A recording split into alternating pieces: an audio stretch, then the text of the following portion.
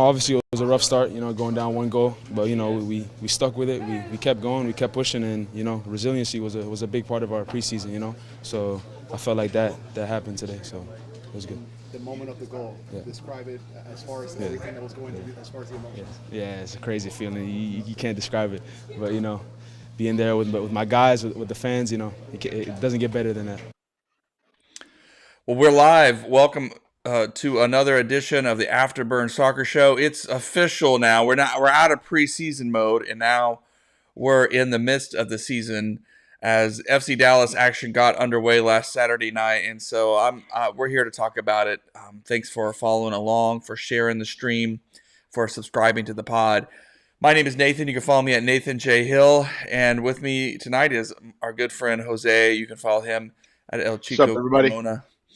Excited to have you, Jose. And hey, we're in good spirits. The soccer is back, and a full slate of games this past week and weekend.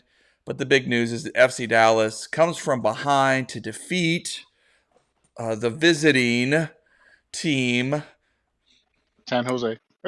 San Jose. Luchi Gonzalez is former FC Dallas head coach. The Quakes 2-1. And it felt like a first game of a season. Two very similar teams. In fact, seeing Grezzo out there, just your heart hurts a little bit. Your heartache. It does. The one that got away, so to speak. Very similar teams. And for a moment early on, San Jose looked shades of last year, where FC Dallas makes stupid mistakes. And they give their opponent an entry into the match, a 1-0 goal, a rebounded goal for San Jose to open up the scoring. And you wonder, is this team going to struggle? But boy, folks stepped up. And it's a new year, it's a new mentality. But Yaramendi with a incredible should be goal of the week in my opinion. People can disagree. Assisted himself off a corner kick, and then very, very late, just when we felt like a draw was a good result, all in all, Dante Sealy comes up with the clutch goal, and you just heard him talking about that to media after the game. So, Jose, what were your reactions to this come-from-behind win? For most of the match, it looked like FC Dallas of last season. Honestly, we had a lot of goal early, not uncommon. We've seen this team fail to get motivated for games and things like that, or maybe not get up to speed and get caught with their pants down early. And then you saw them slowly get back into the game, find their groove, and having the man that has pretty much looked, like the best guy on the roster in Ilara basically comes through with a goal. And it's like him, Tafari, seeing those guys basically elevate the players around them, because let's face it, we all know this was not a full strength FC Dallas. I'm sure San Jose isn't full strength either, but I'm only concerned about my team, and knowing that FC Dallas wasn't full strength, far from it. At this time last year, we would be happy as hell to walk out with 1 point, and we looked like we we're going to walk out with just the 1 point, and none of us were really complaining about it.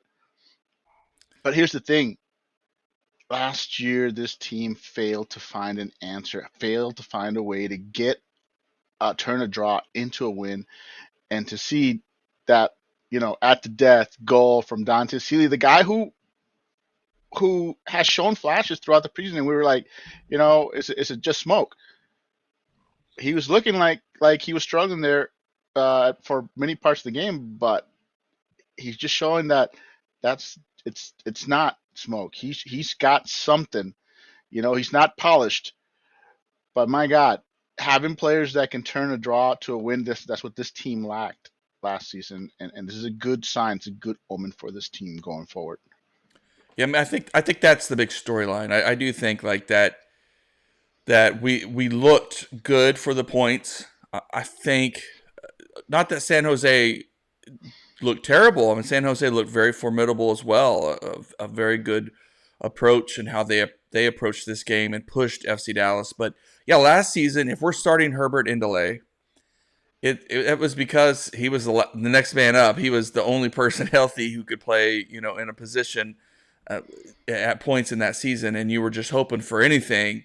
But here, Herbert, not the greatest game for him, but in this new role, he certainly showed flashes and acquitted himself fairly well. You had Logan Farrington, the rookie, getting his first start and his first professional soccer experience, played really well.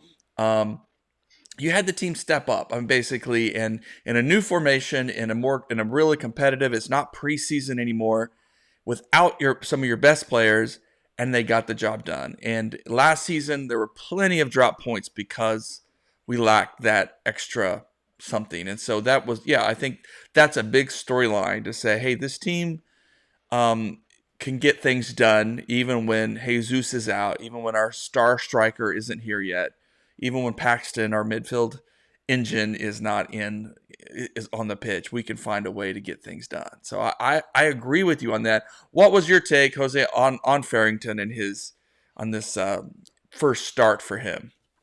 Exciting. I mean, another player that clearly needs a little polishing, but you see the tools. The tools are there. The physical player, and you're like, hey, this is a rookie, and he's gonna have time to settle in. And I mean, he looked great, and it was exciting to see a rookie start right off the bat and looked like he fit, like he belonged.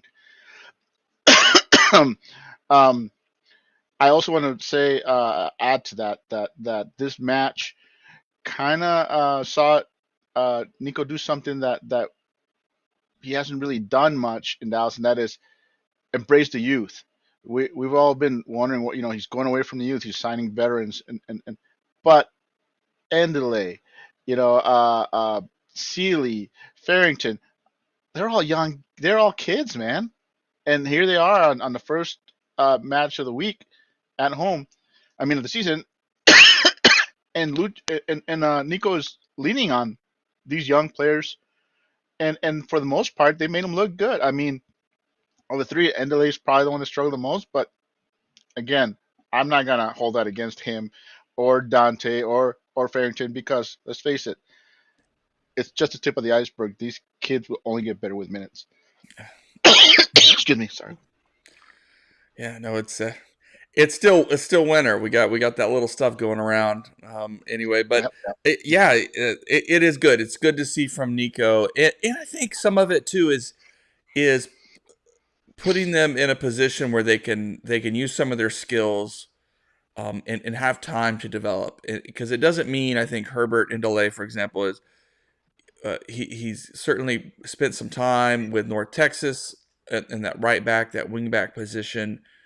But he also got played as a winger with North Texas and had to come in and play some with Dallas up top. But yeah, it was good to see when you're in a position like that, and you can utilize your speed and your skill, but also see the field in front of you, which is what we've seen sometimes for that young outside backs kind of make a better transition at times, because they have time to sort of adjust and get to the feel of the game and the flow of the game, and they can see what's in front of them rather than up on an island. So some good stuff. But Farrington was the surprise for me, just because of it was a big moment, and no one would have thought anything if he had struggled. If he had struggled to make an impact and been subbed off early in the second half or something, or if he looked lost or anything like that. Yeah.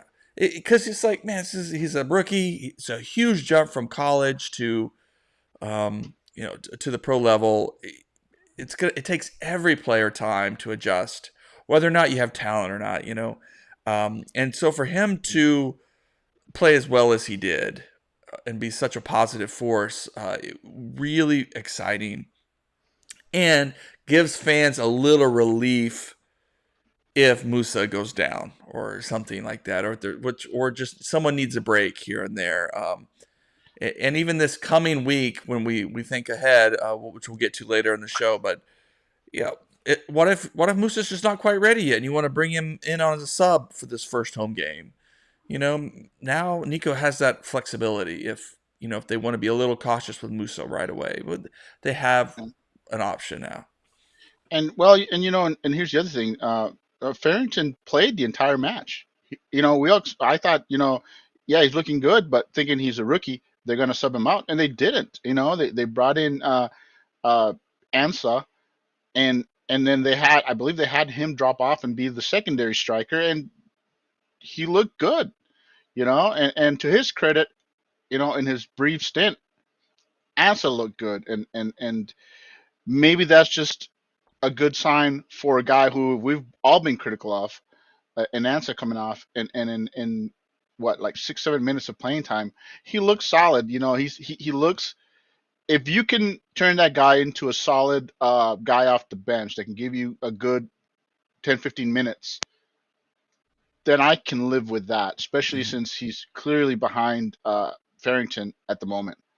So I'm very excited from what we saw. Yes, it's just the first week, but it's a win. I can't help myself. Yeah, and it's exciting. There's going to be bumps in the road and ups and downs. I mean, I like to I like what I saw from Herbert in delay, even if he wasn't. He did cough the ball up some, and he just wasn't quite there yet. But I think the fact that Nico trusted him, and then you have your security blanket like Tomasi to come on and help lock the game down, or push the game. And what I loved about Tomasi is he came right on and asked for the ball. I mean, he was just ready to go. So there's going to be a lot of competition on those outside back spots. Flexibility for Nico to approach different game plans, whether he wants to start Farfan or Tomasi right away. And of course, again, we didn't see Paxton on the field yet, Jesus out there yet. Velasco is going to be farther out, and of course Musa. So there's a high ceiling for this team. I I think mean, you there's know a what? This formation actually solved a couple of issues that the team had last year with some of the players, with the young players they had. In that, you look at Endeley, who was having a hell of a year with North Texas. Here's a kid who they wanted to convert to a fullback, but he was playing so good at right midfielder or attacking right winger that they couldn't play him there. So here's a kid that you were hoping to convert to a fullback, but he's showing he's better off on the wing. So moving him to a right wing back, that seems to be the right answer. And it's the same thing with Dante Sealy, who by the way had to play fullback last year in emergency, and he's another guy. He's not a fullback. So what do? He's you know he's looking like a guy he's made a smart choice. It fixes two issues with him, and he's gambling that Kamungo can make the transition to playing more on the inside, Mhm. which I think Kamungo looked very solid, considering he hadn't looked that great in preseason. And it also gives you hope that a kid like Isaiah Parker, who we've all been disappointed with, another guy who they were hoping to convert to a fullback, who simply hasn't, it's a liability back there. Right wing back would be more of a fit for him too. So now a guy like him, who we've all like, well, he's a bust. Maybe not with this formation. He has newfound life if he can get on a roll in North Texas playing that position. Now all of a sudden he becomes a viable option to get senior minutes in the future when we're hard up for him. So I do appreciate how this formation answers that question. And by the way, let's not forget that whenever we get um, Giovanni Jesus back, he was a better attacker than a defender. So it also should help him also being a right wing back instead of a fullback. In that, I think in the end, this formation, the big winners here are the young players that they were trying to transition, which, like I just mentioned, four of them. They're the big winners in this. And by the way, I'm glad you got the deep cut of Isaiah Parker. He started at right wing back for North Texas today, a 2-1 Exactly. win in preseason friendly against Austin FC2. So that's a nice little nugget to watch out for. I was intrigued by that. And Pondeka got minutes as well there, and so that was some of those players getting an opportunity to get their feet under them. And we'll talk about North Texas later on. They're still in preseason Sure, mode, but we'll be of sharing course. some more and having some info about that team and their outlook this coming year. So yeah, yeah, we can't forget Giovan Jesus too, who has been out for a while with injury and should be weeks away from returning. It might be a few more weeks, but so there'll be a lot of opportunities. It looks like a roster with some depth It's for sure. it's gonna be a 3-man battle on the right side for minutes because Giovanni Jesus is not gonna be given a starting job. They're gonna bring him in, so he's gonna you know have to earn small minutes here and there, and you can bet that Endele and Tuamasi will not be willing to give those minutes up freely. So once he gets back, that it's gonna be a three-way battle for minutes. I'm kind of excited about how that'll pan out because each one will have a different strength. I mean, Mm. Giovanni Jesus should be the front runner, but let's face it, the fact that he won't be 100%, and who knows how long it'll take him, will give plenty of time for the other two to make their case. It's going to be an exciting battle to watch throughout the season. Yeah, definitely. So a couple other little topics before we move on. Of course, Ieramendi. Everyone has been, he came in and made an impact last season, but still was new to the team, obviously, but certainly helped them get into the playoffs and had a very good debut. But all the word out of during preseason was that he's just been on fire. He's been so professional. He's been such an asset. He's really buying in. He doesn't look like he's a player at the end of his career. He looks like he has plenty in the gas tank. Modern sports medicine for you. Yeah, and he's having fun out there and such an asset to this team. I mean, I asked Coach Nico during the press conference after the game. I said, was there a better player on the pitch among two teams than Asia Ieramendi, Ilaramendi, and of course Nico laughed, but just acknowledged how professional and what a gift it is to have him, and how lucky FC Dallas sort of figured that out when he was gonna retire. He was gonna hang up his cleats back in Spain, evidently. But what was your take on his performance there in the midfield? I mean, everything you expected from him and then some. I remember when we were watching preseason, and we were we were noticing that Ilara was being allowed to go forward and attack more. And I remember one time during one of our conversations saying, "Wow, Ilara looks kind of sexy going forward," you know. And there you go. So I'm not at all surprised he scored because he has that in his wheelhouse, and we're just now seeing it this year. He wasn't really asked to do that much last year, and now to see him that he has that in his wheelhouse, good God, that's very exciting because everything else he does is already top notch.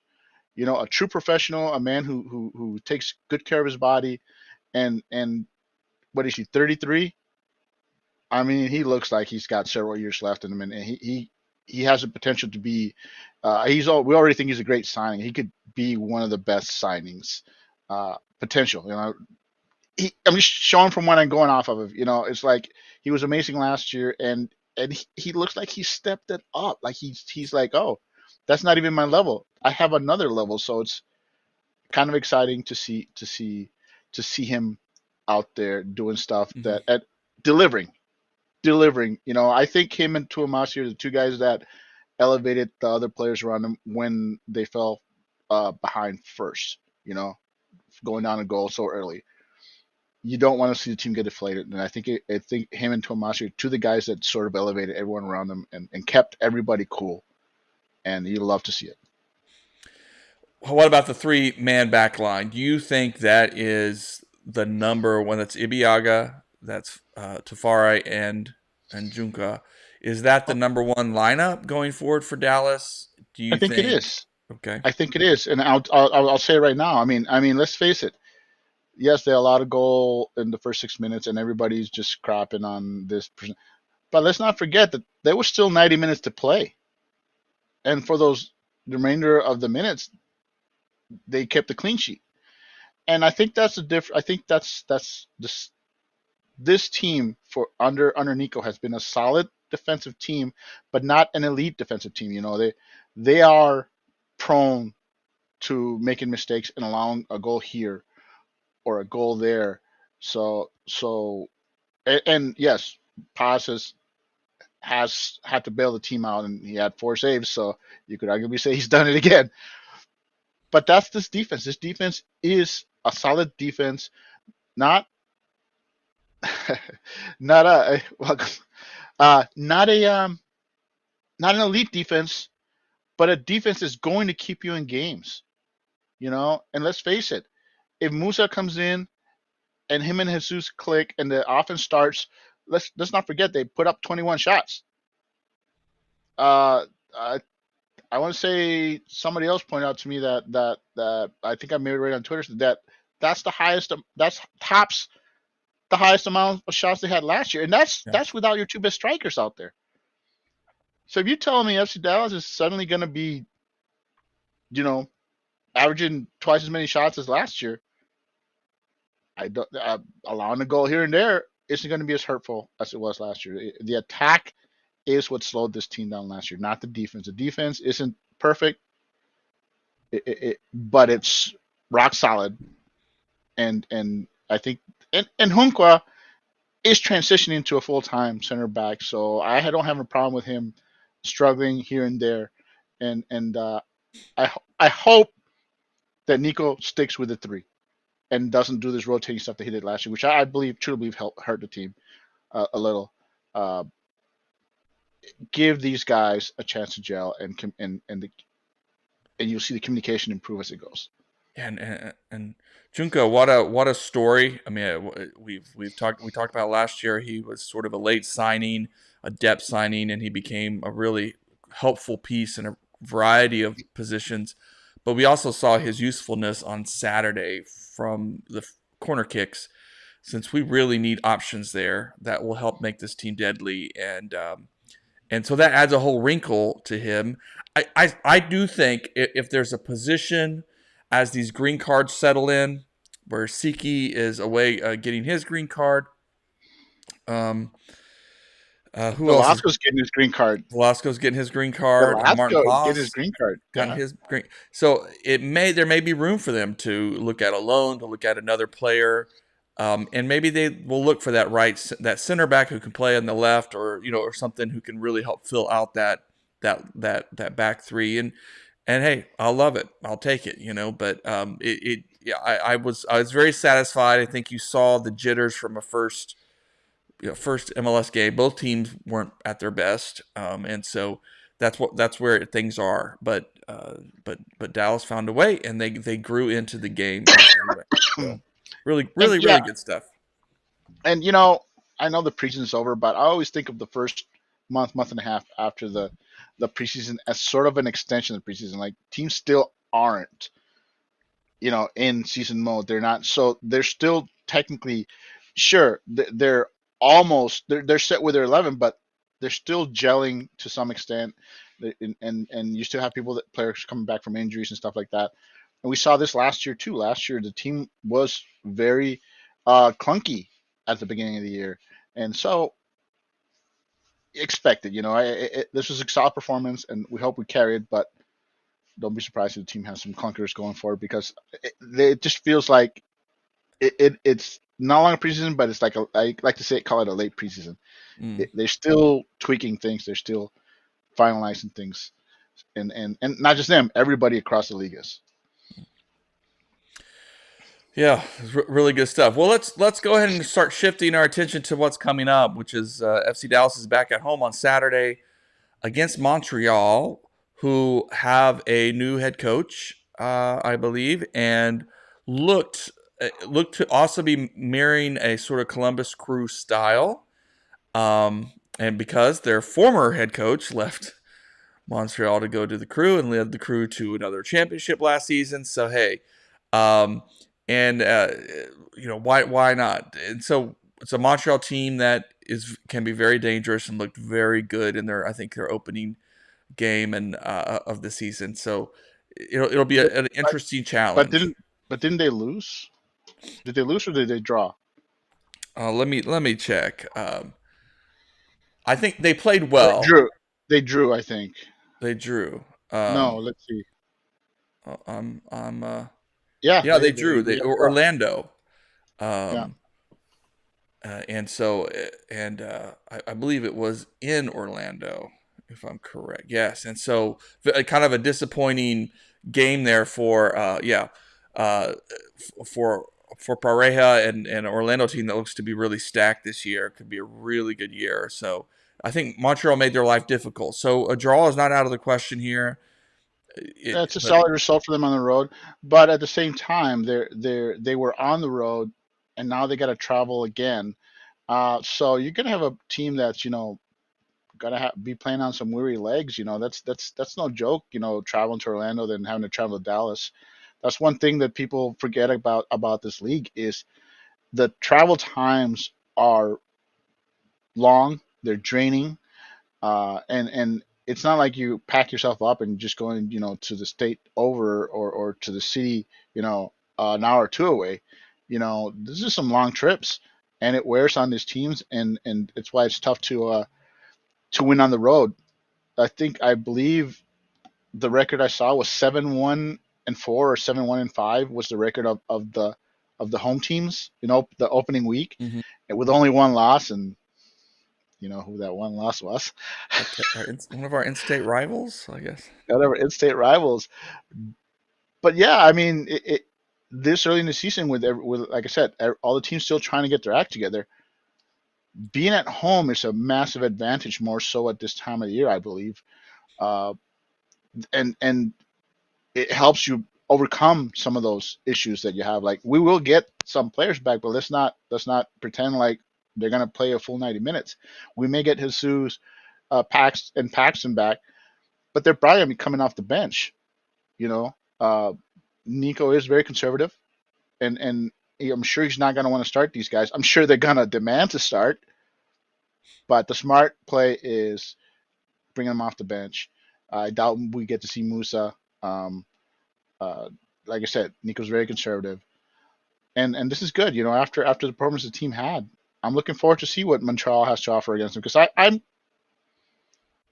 haven't been high on Montreal. I don't know too much about them, but I haven't really been impressed with anything they did. That's not to say they're a good team. I didn't see them play, so I just know Orlando, like you said, is a good team, and getting a result at Orlando, a draw, tells you that they're going to be difficult. They're going to be a team that would be happy to walk out of Dallas with a point, and so I think we are right to expect a close match, and maybe having a guy like Paxton Jesus coming in late in the game could be the difference between a 1 point or three.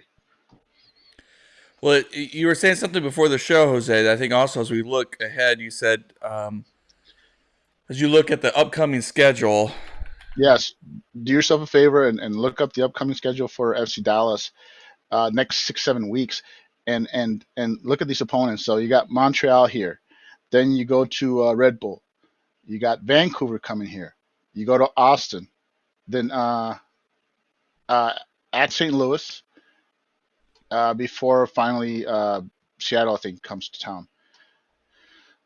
That's a very manageable schedule. I mean, I believe our first 6-7 opponents that Dallas plays between them, they only had only one loss, only one win between them, and that was the DC win over New England, who was on a red card. So I think there are points to be had for this team. There's the schedule is not a daunting schedule. I think it's a very favorable schedule for FC Dallas early, and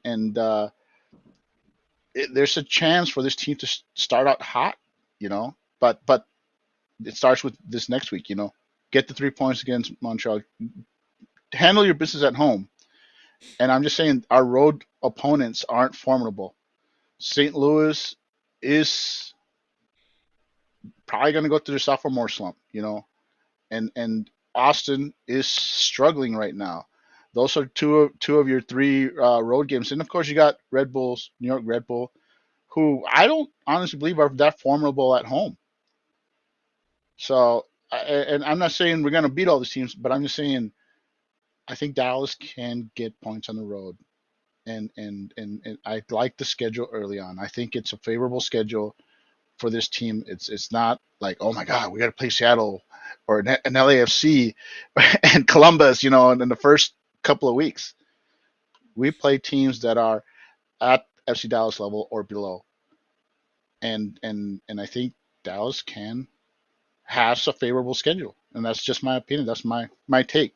Dallas is a Mhm. very favorable schedule the next uh, 6 to 7 weeks, and if they can handle their business, you could see FC Dallas get off to a hot start. Which would be great if yeah. I mean, it's you You got start like that, and you're in the supporter shield contention at least. You put your name in there as an early. I mean, a you long need season, but you you need get a that hot strong start start. to overcome the eventual dungeon, you know, the eventual drop that this team tends to get, you know, uh, in the summer and whatnot. So it would be nice to get this. I think this is young enough team that if they can get some wins and build some momentum, this is a young enough team that that can basically shield them from some of their flaws. Young teams that feel unbeatable are very tough to defeat because they don't know they can lose, you know. So I think it's very important for FC Dallas to get off to a hot start. And like I said, some of your players are pretty young. Uh, we always say that about them. You know, we always Hmm. say that about Dallas. Is like, but it's true. It's true. I mean, you know, you're waiting for some of your veteran players to come back, and you're talking about Jesus and Paxton. Those are your veteran players that you're bringing back. They're still young. Well, it's going to be exciting to see how this team adapts, and of course, hey fans, it's FC Dallas. It's a tough league. Parity is real on this league, and so there'll be some ups and downs. There'll be some tough performances, but there's a lot to look forward to even from this week one showing, and the players and reinforcements on the way. And so we have a lot to look forward to.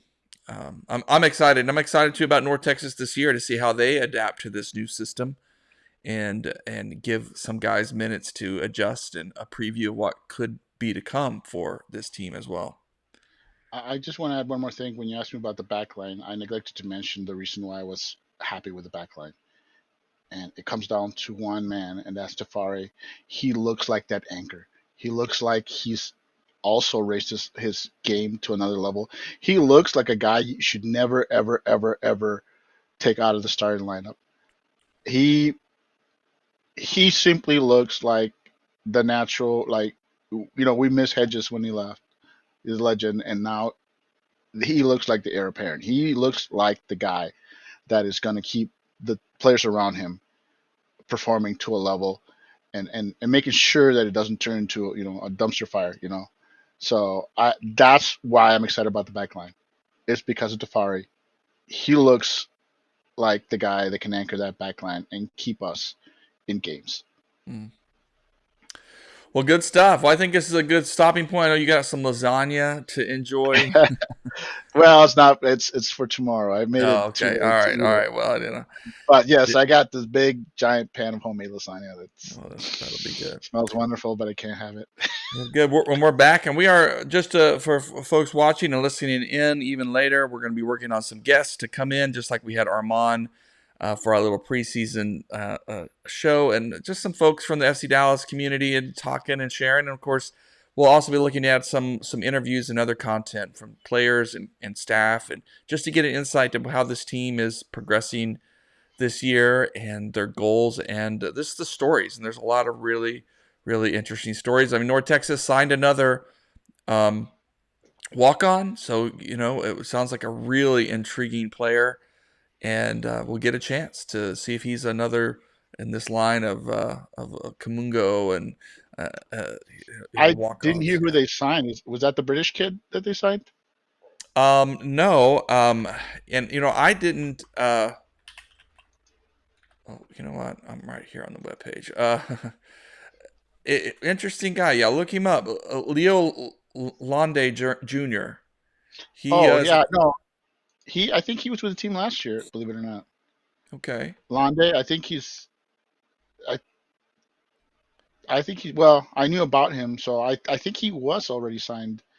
Um, unless they, I'll have to look it up. But I Oh thought he yeah, was he already did part sign of the last team. year. I'm sorry, but so they have a good piece there about his story. Yeah. And but he didn't make it the first year he tried out, and then in 2023 he was able to Yeah, make because it. I thought he was already. Because I know some of the trialists. I was pretty high on. There's this British kid is a center back, big center back, who's played in the championship. I mean, he's not he got minutes in championship. He wasn't like a regular or anything like that. Um, so yeah, it's nice to see that some of their trialists are, they're not here from places we've never heard of. They're coming from Europe, from bigger clubs.